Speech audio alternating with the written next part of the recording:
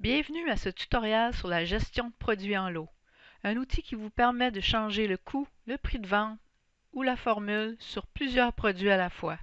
Superbe pour les changements de prix. Ça permet aussi de désactiver ou réactiver tout un lot de produits en même temps. Voici comment s'y rendre.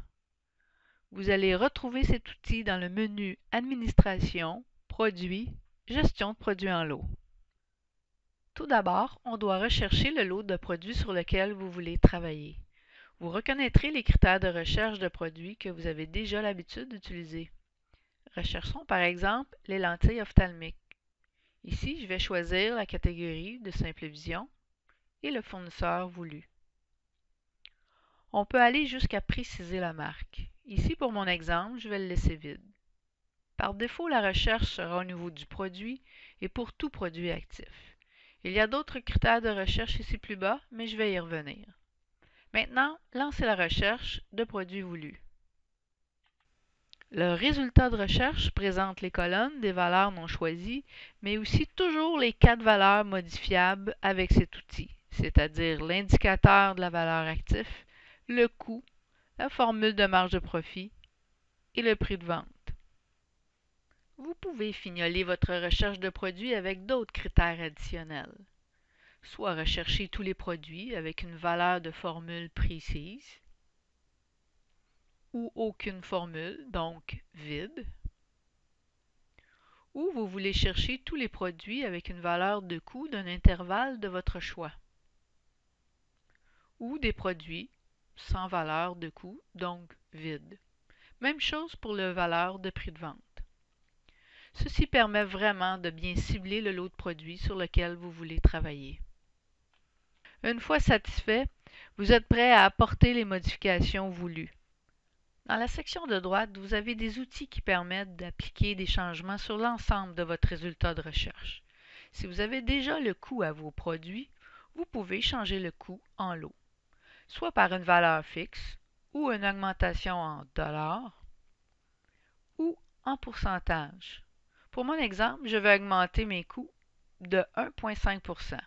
Regardez bien la valeur de coût et on clique sur « Appliquer ». Voilà, c'est fait. Il est important de préciser que c'est un outil qui permet de travailler les changements à l'écran et qu'une fois terminés seulement, vous les mettez effectifs en sauvegardant au serveur. Donc pour l'instant, je poursuis mon travail de changement. Un changement de coût habituellement veut dire aussi un changement de prix de vente. Alors allons-y. Pour le changement de prix, il y a le même principe que le coût, c'est-à-dire soit assigner un prix fixe, augmenté en dollars ou en pourcentage sur le prix affiché. Mais comme avant, vous pouvez utiliser une formule de marge de profit qui calculera à partir du coût votre prix de vente voulu. L'utilisation de formules prend tout son sens avec cet nouvel outil car elle accélère encore plus ce travail de changement de prix. Voici mon exemple. Si vous avez déjà une formule à vos produits, vous n'avez qu'à demander de recalculer cette formule existante. Regardez bien les prix des produits avec une formule et on clique sur « Appliquer ». C'est fait. Mais vous pouvez aussi assigner une formule sur l'ensemble des produits affichés. Comme vous voyez, certains de mes produits n'ont pas tous de formule. Vous n'avez qu'à la choisir ici et l'appliquer sur l'ensemble des produits. Ou si vous voulez seulement l'assigner à certains produits ou en choisir une différente dépendant du produit, vous pouvez le faire individuellement sur le produit dans la liste affichée. Une fois sur le produit, recliquez pour ouvrir le champ et faire votre choix sur chaque produit voulu. Si vous n'avez pas de formule de marge de profit déjà définie, vous devez les créer. Allez dans le menu Administration, Produits, le type de produit sur lequel vous voulez, marge de profit. Vous pouvez en définir pour tous les différents types de produits. Vous lui donnez un nom, précisez le style d'arrondissement et ensuite définir une formule par intervalle de coût. Vous avez jusqu'à 2 opérateurs. Pour en savoir plus sur comment créer les formules, je vous invite à regarder le truc et astuces sur le sujet. Revenons dans notre outil. On peut aussi faire des changements individuels directement dans la liste pour le coût et le prix. Si par exemple votre changement ne peut se faire sur l'ensemble des produits, comme montré précédemment, vous pouvez changer le coût directement dans la liste pour chaque produit. Une fois dans le champ, entrez la valeur et ensuite cliquez sur « Entrée du clavier » et on est prêt pour le suivant. Ainsi de suite. Très pratique pour entrer les coûts de vos produits que vous n'avez pas encore dans le système. Et si vous n'avez pas de formule ou de coût déjà à vos produits, vous pouvez changer quand même vos prix de cette même façon. Directement dans le champ prix, on clique pour ouvrir le champ, entre la valeur, cliquez sur Entrée du clavier et au suivant. C'est une entrée de données simple et rapide. Une fois satisfait et que vous avez bien revisé vos changements sur l'ensemble des produits affichés, vous n'avez qu'à sauvegarder au serveur et c'est effectif. Cet outil vous permet de travailler vos changements, les fignoler et ensuite les sauvegarder, ce qui les rend effectifs. Je vous fais un autre exemple. En premier, il est important de bien rechercher vos produits sur lesquels vous voulez travailler. Et n'hésitez pas à vous pratiquer avec cette recherche. Ici, je vais rechercher les lentilles cornéennes d'un fournisseur voulu. J'ai une belle vue d'ensemble de ma structure de prix, mais je m'aperçois qu'il y a trop de produits. Alors, je vais rechercher de façon plus précise en y ajoutant une catégorie. Je peux voir dans ma vue d'ensemble que j'ai un produit sans coût. Je vais l'entrer manuellement, mais avant, je vais appliquer mon augmentation sur mon lot de produits. Et là, je vais aller corriger celui qui était manquant. Maintenant, pour les prix de vente, je vais appliquer la même règle. Je vois aussi en même temps qu'il y a des prix que je pourrais arrondir. Parfait, je le fais directement sur la ligne. Voilà. Je vérifie que tout est beau et prêt pour rendre le tout effectif. On sauvegarde et c'est fait.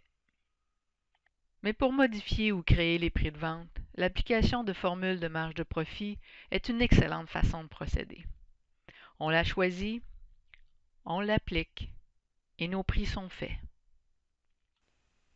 La plupart du temps, vos prix devraient être gérés au niveau du produit.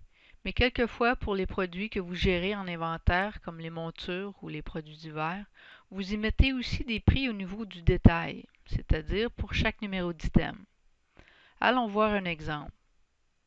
Ici, je vais aller rechercher des produits d'hiver d'une catégorie et d'un fournisseur choisi. Par défaut, je recherche au niveau du produit. Ici, je vois bien les coûts et les prix de ces produits. Allons voir maintenant, avec les mêmes critères que je vais laisser tels quels, la recherche de ces détails de ces produits. Oh, vous voyez, j'ai des coûts et des prix aussi. Le danger ici est que si vous faites vos changements au produit seulement, sans vérifier qu'il y en ait aussi au détail, vous le faites pour rien. Vous devez savoir que le système prend toujours en priorité le prix au détail s'il en existe un. Sinon, il prend celui au produit. En règle générale, vos coûts et prix devraient être gérés au niveau du produit. C'est plus facile à gérer et c'est au même endroit. Le seul temps que vous auriez des prix au détail est seulement dans le cas où certains détails d'un même produit auraient un coût différent des autres.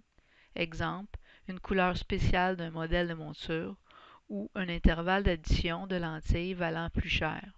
Donc, avant de faire des changements de prix sur les produits, faire l'exercice de bien vérifier avant. Si ces coûts et ces prix sont redondants, retirez-les du détail. Après avoir vérifié et s'assurer que les prix aux produits sont bons, affichez votre résultat de recherche des détails des produits et appliquez l'action de vider les champs coûts et prix et formules si applicable. On sauvegarde et c'est fait. La gestion de produits en lot vous permet facilement de vraiment voir une vue d'ensemble et de faire une meilleure gestion. Parlant de meilleure gestion, profitez aussi de cet outil pour désactiver des produits désuets ou discontinués. Faites votre recherche de produits ciblés, Dans le résultat, on peut faire un clic droit. Pour le champ actif, choisissez de tout décocher. Ou si ce n'est pas tout le résultat que vous voulez désactiver, décochez individuellement les produits à désactiver. Ensuite, on sauvegarde au serveur et c'est fait. Autre truc, vous pourriez aussi sélectionner certains produits de la liste que vous ne voudriez pas appliquer en lot un changement de coût ou de prix avec les fonctions ici en haut. Par défaut, toute la liste est cochée appliquée. Alors, vous pouvez décocher certains produits que vous ne voudriez pas changer avant de cliquer Appliquer de changement en lot.